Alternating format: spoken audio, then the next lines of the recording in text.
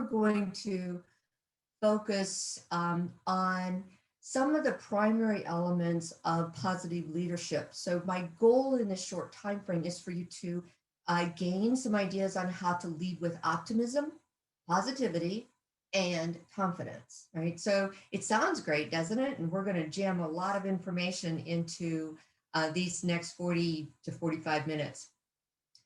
So we're going to look specifically at how positive leaders build great relationships and teams, and how they create a culture of positivity that promotes your career success and your growth, right?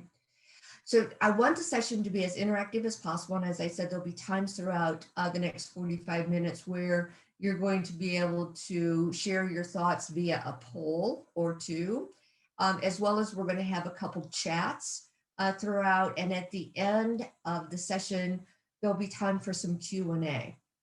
So let's take a closer look. There's at this topic, there's so much information. It's a huge body of knowledge out there about what positive leadership is today. And so we're going to dip into some of that. And as Megan had mentioned, there is the leadership series at St. Ambrose Professional Development Center. And I encourage you to, if you're interested in this topic and others throughout the Lunch and Learns, to reach out to St. Ambrose and to Megan and to look at becoming a participant in those sessions.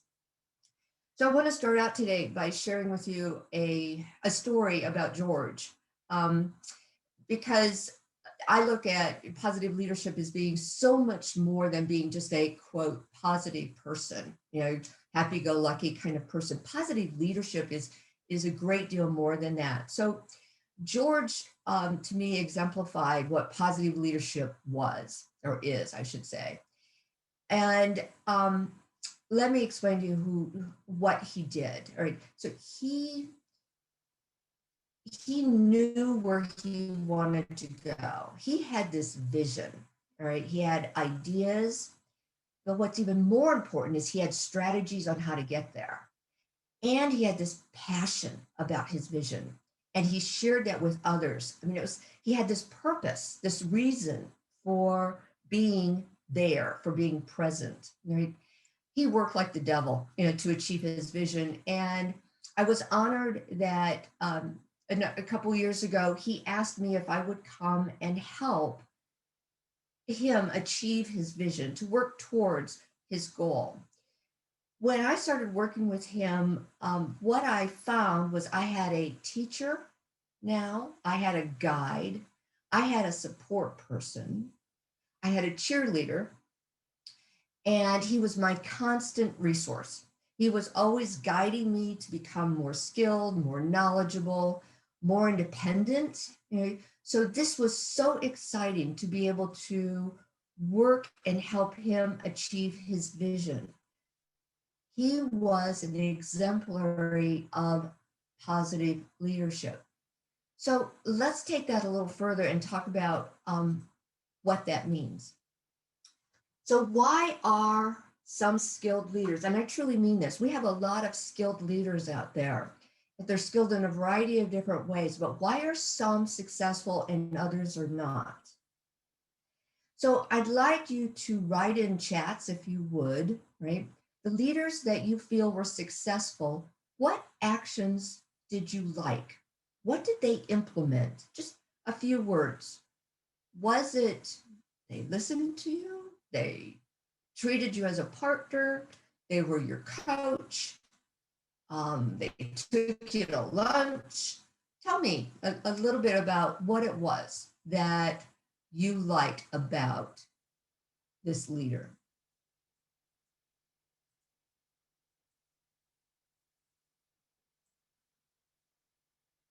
Okay, so ask questions. I'm just going to read a couple of these, and we're not going to have time to read them all, but this sounds great. And so togetherness, trust, a freedom to learn things your way. Perfect. They listened and collaboration. They held space. Now that's an interesting concept. That's great. Um, they're not the bosses. That yeah, they made you feel that you were heard. Excellent. Unified vision. They provided details, or you could provide details, and then treat it as a peer. Isn't that wonderful? The equality to be able to interact with someone as an equal. You knew what they expected of you. That is so important. They listened to me. These are great. They allowed us to ask questions, to give suggestions, listen to others' opinions. They were welcoming. Yes, we talk about this open door policy, as a leader that we have, but sometimes it's really hard to really do that, to be welcoming to others, to enter. They believed in you. Yes, respectful. Creativity was allowed. They were inspiring. Great. Yep. So they let you fail. I love this. They let me work on my own and they let me fail. All right. Learn from your mistakes. So I shouldn't use the word fail. You didn't. But to learn from your mistakes. Then they helped me build a career. Yes. A path forward. They would listen. These are wonderful, open-minded, asking questions, treated everyone as equals, approachable. They knew that good ideas could come from anywhere. Isn't that the truth? Yes, that's excellent. And so these are wonderful. Now, I'm going to suggest that every one of these skills is a behavior that is learned, but it's internal, right? It comes from within, it's humanistic. It's letting other people know that they have value, right? And so I'd like to share with you a letter that President Mandela wrote to his wife. And I'm just going to read it. In judging our progress as individuals, we tend to concentrate on external factors, such as one's social position, the influence and popularity, the wealth and standard of education.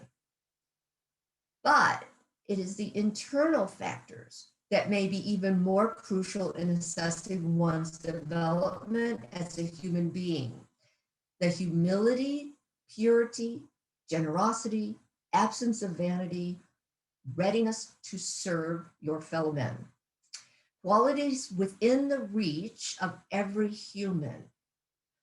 Now, President Mandela, then in this letter, he's saying that it's internal, but it's within our reach. We can learn how to do this. President Mandela, for those of you who might not know, was a South African anti-apartheid revolutionary, and he was a political leader and philanthropist. And he served in the late 90s as president of South Africa. This is after his 27 years of being in prison for having these beliefs about people. Right? So let's take this a little further and begin to look at how positive leadership is relative to achieving success.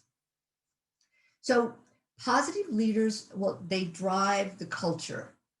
So this is not about positive leadership and you're the Pollyanna and getting everyone to go. I mean, this is not the same as Pollyanna. This is not everybody sitting around a campfire singing songs, right? This is truly just being a person who is interested in others and helping others see that they provide value, right? So positive leaders then, what they do then is they drive the bus. They walk the talk. They're authentic individuals.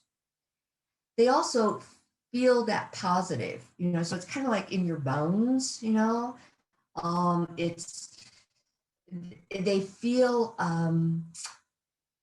they know where they're going. So it's just there. And then they live that positive, right? So a lot of people can do all these other things that I mentioned, but they don't live it, right? They live it so others can see it. And in so doing, they're creating a culture, right? And it truly is about the culture. As a positive leader, you are developing this culture that others want to participate in. So moving forward, positive leaders, well, they get results, all right? And they do that by, they confront. And I don't mean by, let's look at developing or encouraging conflict. They confront, they transform, and they remove the negativity, right? So I wanted Alan Mulally. Now, he was formerly the Boeing Aerospace Executive Vice President, and he led Boeing to the status that it has had for a number of years. Um, and he led the fight against Airbus and won that. I mean, he took Boeing way up the chain in regards to mega corporations and successful corporations. In the mid to early 2000s, he left Boeing to go to the Ford Motor Company. Now, this was back at a time when the automobile industry was tanking, right? And he went to Ford Motor to help them come out of the deep despair, the drudge, the loss of money. They were losing, I think I was hearing like almost $1 billion a day. It is a huge company, of course, but they were losing, it was just like a sieve. They were losing tons of money. He went there when they were struggling financially like this, and he led them up, all right? Under his leadership, he took them from nothing to being a sieve or a funnel, we'll say, with money flowing out, to being a financially stable automobile company. And in the mid 2000s, 2008, 2009, when the United States was in a tank, right?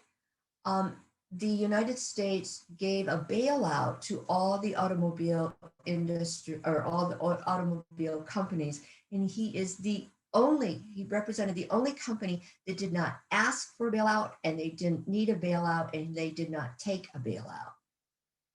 Right? So what he looks at when he talks about a plan and a company and you need to confront is that you, quote, you have to expect the unexpected and you have to deal with it. I love this part. Whining is not an option. It's not a plan. Wallowing is not a plan. He further states, we have a plan, and if we need to adjust it, we will. So he's saying we have a plan, we know where we're going, but you know what? Things do come up. We do need to sometimes make change, and we can do that. So we plan on issues actually happening. So as you build your strategy, understand that issues are going to rise, and when they do, address it, be nimble, right?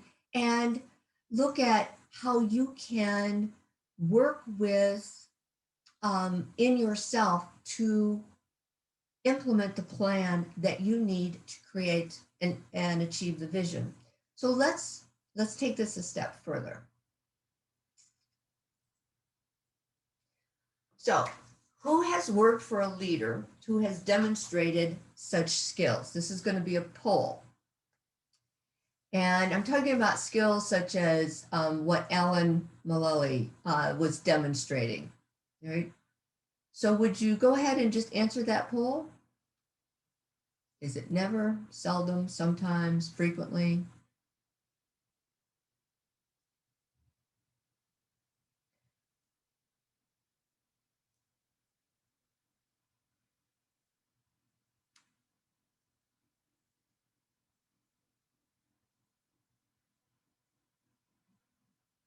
Okay, so Megan, how will I see the results? I will end the polling now. It looks like almost everyone has voted. Okay. Sorry for my impatience, everybody. You do need to have the time. Okay. All right, there you go. Do you see the results? I do. Yeah, thank you, Megan. Mhm. So Um, Never was not an answer. A couple of you were seldom, some of you were sometimes, you've done, and a couple were frequently, and others never, no, not always, right? So when we look at a leader, there's not too many out there that have these positive leadership skills, right? So let's take a look at the next thing that I'd like to share with you. So when we look at characteristics, so we're going to talk about characteristics and we're also going to talk about skills today. And when we look at characteristics, the question is, what are the characteristics of this positive leadership behavior, right? So when we look at these, right, so it's a positive leader creates and shares a positive vision. Now, not to pick on Alan Mulally, but he is a really good leader. He has another quote. It's important to have a compelling vision and a comprehensive plan. Positive leadership, is conveying the idea that there is always a way forward, and it is so important because that is what you are here for, to figure out how to move the organization forward. It's not too often that we really sit back and we think about that. Our role in the company where we work is to help that company, to help that department move forward. Mark Benioff, who is the founder and chairman and CEO of Salesforce Inc. I'm sure you've heard of this. And Mark has turned the software industry really on its head. He states, to be truly successful, companies need to have a corporate mission that is bigger than making a profit. So it's more than what's the bottom line on the spreadsheet. Forbes magazine, they call or have called Salesforce the most innovative company in America every year, wait for it, since 2011. Now this was done in 2010. That is 9 years. Okay? That is amazing. Now, Benioff, he states that what he wants to do is exude passion for his work, and he does. And he also has a mission in his company, and he's actually trademarked it. Right? So, and that mission is the end of software. So he's got this vision of where he wants to go and what he wants to do, and it is basically to put himself out of business. Okay? So, such an interesting concept. Okay? Let's take another look at a characteristic, and that is lead with optimism. So our objective, our need, is to make life easier on followers to follow you. So I want you to think about reality.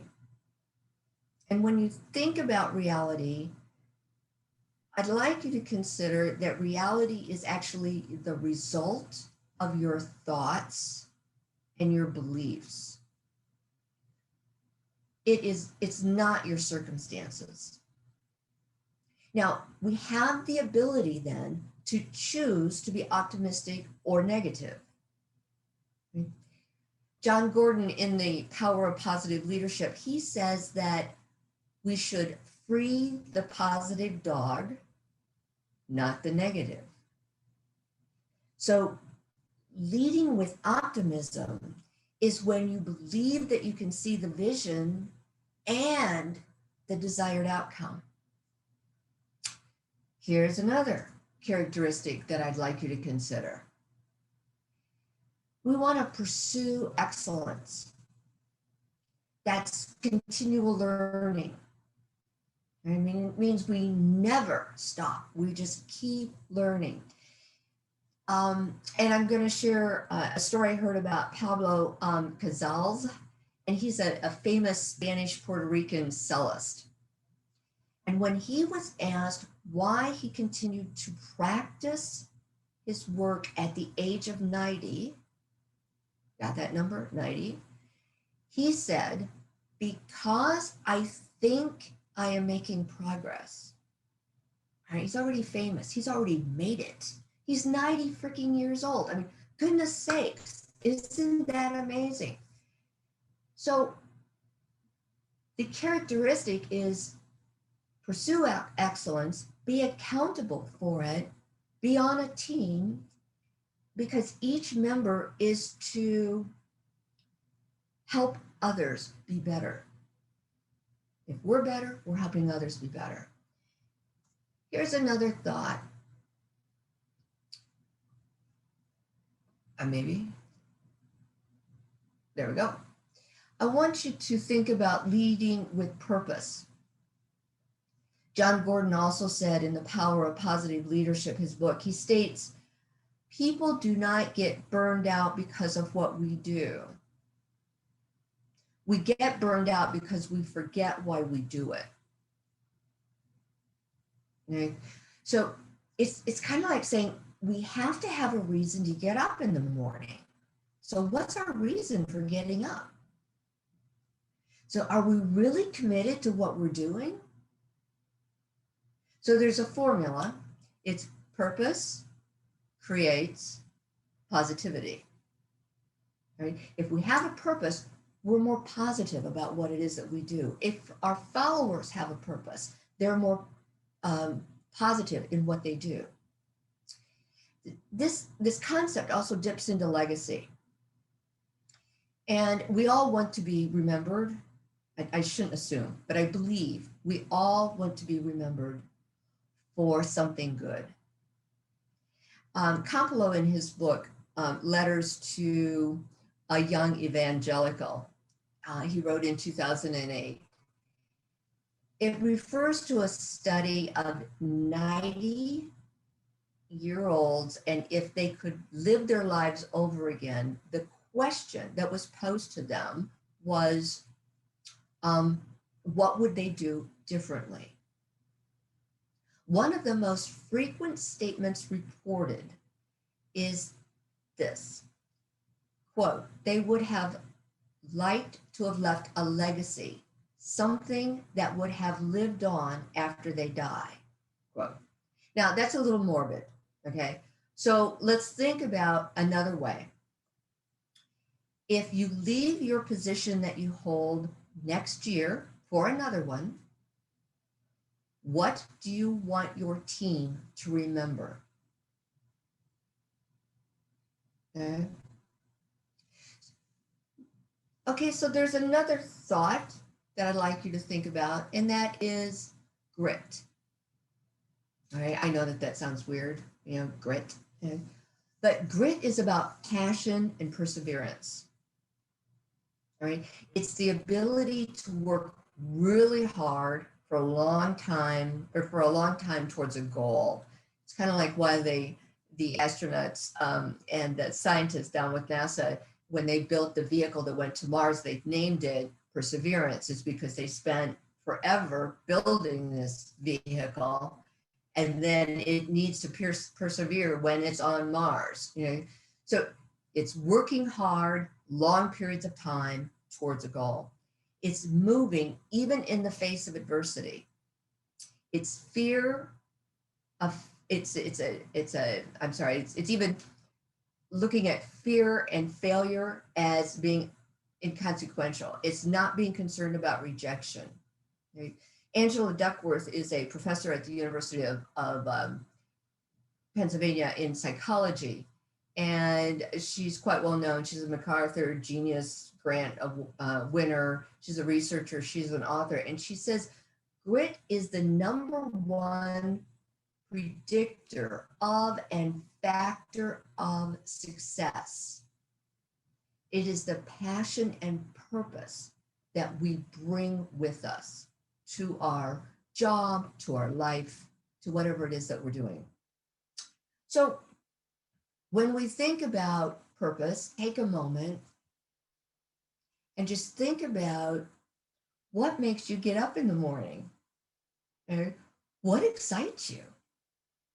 Go ahead, you can write it down because I'm going to ask you to remember it. Think about why you do what it is that you do, because this should be what you're doing. And if it's not, maybe we should be looking at something else. I'll share a story with you. This is about my brother, and he's a scientist in Indiana. He works for a pharmaceutical company. Now, he's a scientist and he likes science, but this is not his passion, right? His passion is something that he's not going to make any money at. He's got a family, so he's a scientist. So that's what he does to make some money to bring home to the family. What he wants to do, his passion is to be outdoors, coaching baseball with elementary and high school kids. His purpose, what gets him excited, what gets him up in the morning, is teaching and coaching baseball, leadership in baseball, confidence in baseball, and teamwork in baseball. This is why he gets up, to teach these kids how to play baseball, but also the attributes of good citizenship. So it must work because these baseball players, they love him, right? And the parents ask him that for their kids to be on his team. So that means something. So how frequently do we have that happen? If you're a school teacher, are parents asking that their children come to your class? If we're doing a different type of whatever that role is, are people realizing that it's your passion? So I'd like you to think about, well, what is your purpose? And if you're not doing it, might you be able to achieve it either outside of work? Remember, there's no whining, there's no wallowing, right? It's, can we do something outside of work that helps us create this or implement this passion? Or maybe we need to think about a little bit of a long range, but we need to change roles. We need to be doing something different. So looking at positive leadership as being a learned behavior, going back to what Nelson Mandela said, right? We can therefore learn these skills. And here's an example of a leader who truly exemplifies this. I'm fairly confident you've heard of the Huffington Post. And it's a web newspaper, so to speak. Arianna Huffington, she's the former developer and owner of the Huffington Post. She's the type of person who, she worked 18-hour days. She pushed for a foothold in an industry that was dominated by mega corporations, print corporations, and men, right? She was she had this pace setter style, of a leader. She was obsessed with getting things done. She was always known as a hardcore leader, right? People never came first. It was the company came first, and whatever she wanted in that company, that was her goal, right? So she had a vision, but it was how she was going about it that was maybe not so good. She changed. She learned. She changed because, well, as a result of her health, suffered extremely. And during her recovery time, she started thinking about life. She started thinking about leadership. She started thinking about other people. And when she recovered and she went back to work, she changed her strategy. Right? She continued to build the Huffington Post into the success it is today, but she used different leadership skills. She built a positive corporate culture around, listen, all right, integrity, generosity, and group morale. She went from, I don't care about people, to, okay, we're going to look at integrity, generosity, and group morale. She tells us in her book that her leadership style is very much like being in the middle of a circle rather than being at the top and looking down. and shouting down. And she says that if you treat people well, they remain loyal and they will do the best that they possibly can for you. What a concept. Right? So if we can learn these skills and we're not at the on the top of the mountain shouting down or looking down, we're in the middle, kind of this interconnected circle. We're looking at 4 skills that we need to have and implement: positive leadership, positive communication, positive relationships, and positive climate. These 4. All right, so let's take a look at what these really mean and go forward. So the 4 strategies, the 4 skills are positive climate. Let's think about it as positive work climate. We're going to foster compassion. We're going to foster forgiveness. We're going to foster gratitude. Now, it sounds pretty high, kind of pie in the sky. But bear with me, this works. Right? The leader has extraordinary degree of impact on the organization's climate. Right? So if you are not even in that leader, you're in a middle management role, or maybe you're not even in a role that has a title of leader, right? You still have the ability to be a leader, to demonstrate these skills. And you'll find out in the near future here how this is going to benefit you. Even if you're already not in, or if you're not in that role right now, how it's going to help you get in that role. So if the leader has this extraordinary degree or ability to impact the organization's climate, then leaders significantly affect how they induce, develop, and display positive emotions. And then this plays out well for employees. They interpret their circumstances. Remember reality? Reality is what we perceive it to be. So our employees begin to look at things as being positive. So the climate is positive and they want to work there. Let's take another step and look at positive relationships. Now, positive relationships, they build energy, or energy networks, I should say. And then they also reinforce strengths. And let's take a look at how they do that. Well, they do that because if your employees have positive relationships with you, that is satisfying. And then the benefits extend, their benefits of their being satisfied extend beyond just having a nice experience with you. Flourishing individuals are a prerequisite to flourishing organizations. So there's many researchers from the 1980s to 2000. There's Cram, Burt, and Baker, and Ibera, who their research notes that positive relationships are connected to, wait for it, career mobility, social capital, mentoring, resource acquisition, and power. All right. So if you have positive relationships with your employees, it will be more easy for you to attain career mobility, to work your way up. You will develop and have more social capital, which is a necessity in the workplace, as we all know. So in my HR role, before I left that role to build my own company and teach, part of my responsibilities were to assist employees and employers in situations where the employer perceived, it was almost always, the employer perceived that the employee or employees, plural, were not performing at the desired level.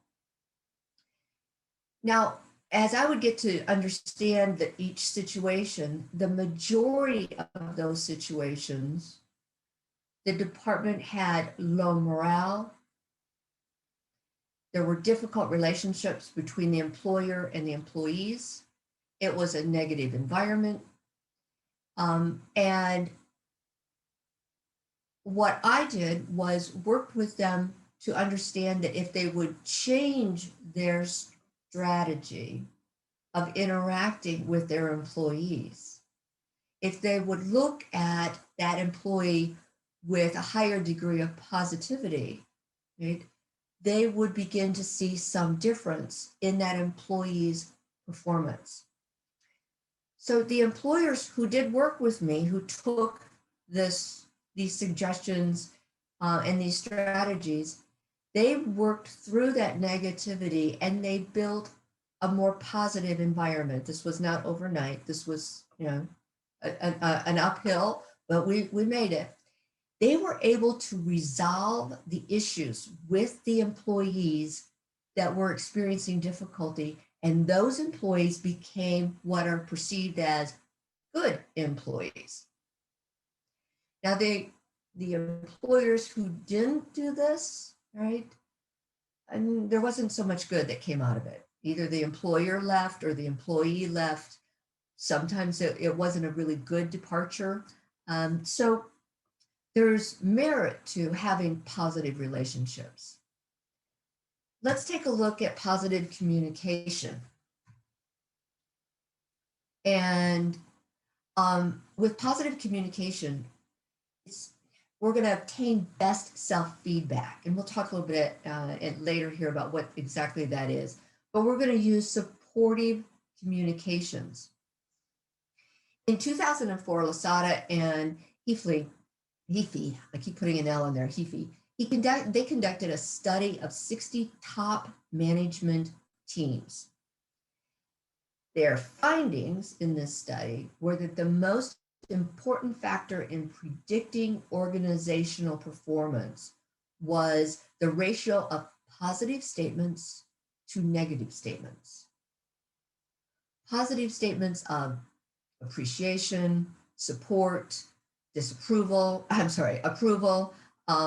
helpfulness, compliments, versus negative statements such as expressing criticism, disapproval, dissatisfaction, cynicism, disagreement. And you're probably sitting there and saying, well, but sometimes, you got to let somebody know that they're not doing something right. Well, maybe there's a better way to say it than what we originally used as our verbiage, right? But the study then identified that the high-performing organization's ratio of positive to negative statements was 5.6 to 1. Is that not awesome? No? In low-performing organizations, the ratio was 0.36 to 1, or 3 times more negative comments were made than positive statements, and they were considered low-performing organizations. Their outcomes weren't there. They were not meeting their goals, right? The end result is the more positive the comments, the more engaged were the followers. All right, so now let's take a look at positive meaning. And they're all important, but positive meaning really strikes home. We're going to talk also we're going to dig down into this a little bit more. Positive meaning affects human well-being. It connects to the personal values. It highlights extended impact. It builds community. Now, Chen in 2007, in his research, he identified that when we feel that we're pursuing a purpose, we're engaging in work that is personally important, its significantly positive effects are then produced. And what we have then are reductions in stress, reductions in depression, reductions in turnover, reductions in absenteeism, reductions in dissatisfaction. And the one that I'm the most guilty of, I think, is cynicism. Okay? So when we have positive meaning, when we understand how things fit together, when we have a purpose, we know that our purpose is achieving X, Y, and Z, which is a part of what the organization wants, then we tend to be more engaged. That lovely word that we use a lot, but it's reduction in stress, depression, turnover. But let's take a look at what it does increase, right? So it increases employee commitment, effort, engagement, empowerment, happiness, satisfaction, and a sense of fulfillment. That's a cool place to work. It's kind of like, I would like to work there. Okay? So when we look at positive leaders and they lead with optimism, Fredrickson back in 2003 said, people learn more easily and brains work better when in a positive condition, and followers perform better, right? So if we have this positive environment, this positive climate, these positive meanings, that we have positive relationship, positive communication, our followers are with us more likely than not. Okay? So in doing all these things, you get these high performing employees. Okay? So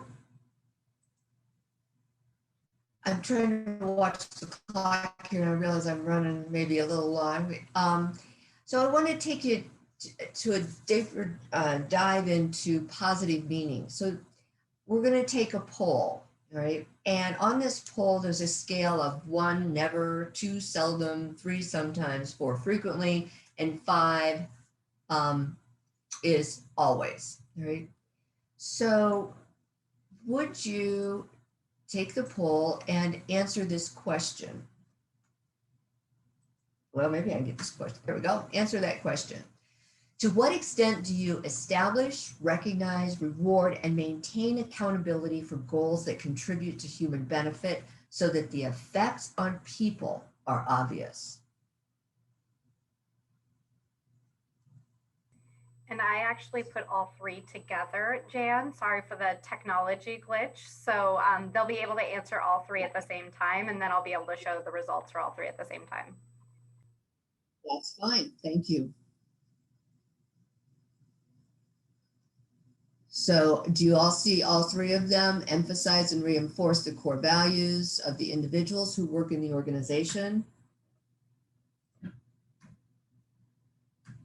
And tie the outcomes of the work to a sufficient time frame so that long-term benefits are really clear.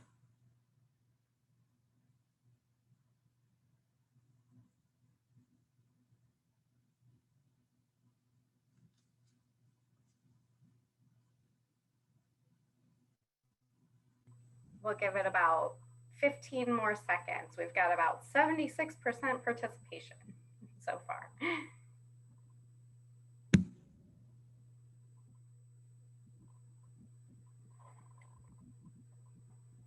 Alrighty, 5 seconds, just in case we have any last minute ones who want to vote. And I will go ahead and close the poll and share the results. You should be seeing those now. Good work. Okay, so some of you are saying frequently, that you're able to do this. You're able to establish, recognize, and reward. Some of you are saying you never do it or never been able to do it. Some of you are saying seldom, sometimes. Okay, those are really good scores. Good job, you guys. In emphasizing and reinforcing the core values of individuals, the majority of you are saying you're able to do this sometimes, and many of you are saying frequently. So great work, all right? That is great. And then on the last one, it's tying the outcomes of the work to a sufficient time frame so that people are able to understand the long-term benefit so that so that's clear to them. And this is maybe a little bit more of a troublesome spot for some, and that is 41% are saying sometimes. So we have more than 50% saying it doesn't happen, at the level that maybe we would like, frequently and always.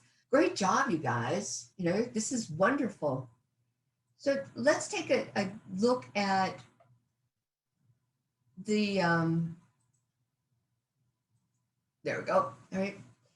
So being a positive leader. So what does it really mean? And here's what I suggest that you might want to think about to further your leadership skills. Encourage your compassion. Recognize that everybody's different and that everyone experiences situations differently. Then also encourage forgiveness. So the judgment and the grudges, it's understanding that they just do not build successful careers. Okay? I have known many employees who were, one might say as a leader, they're kind of mediocre in their work, but my God, they don't have judgment about other people. They don't hold grudges. Those people do really well. They do build successful careers. So encourage gratitude, share appreciation. We never say thank you enough. Okay? Then foster positive energy. We can uplift and boost our followers and our leaders. There's no correlation between positive energy and extroversion and introversion. There's just none. Everybody can do this. It doesn't matter what strength you've got, what trait you've got.